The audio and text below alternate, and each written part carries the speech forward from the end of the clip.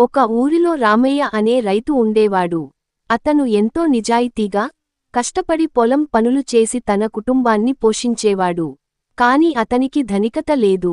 రోజూ కష్టపడి పని చేసినా ఆర్థికంగా వెనకబడే వాళ్లలో అతనొకడు.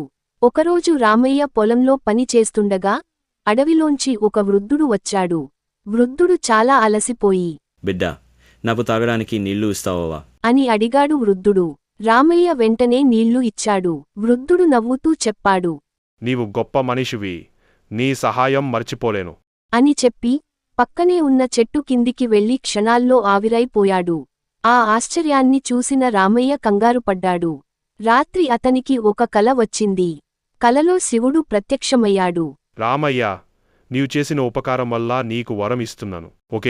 ఒకసారి మీకు ఏదైనా కోరుకునే అవకాశం. జాగ్రత్తగా కోరుకో.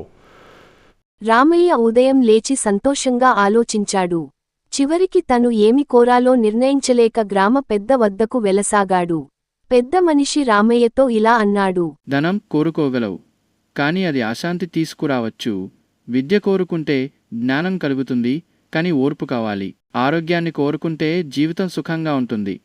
ఇప్పుడు నువ్వే నిర్ణయించు అని అంటాడు. రామయ్య 2 రోజులు ఆలోచించి చివరకు శివుడిని ప్రార్థించాడు.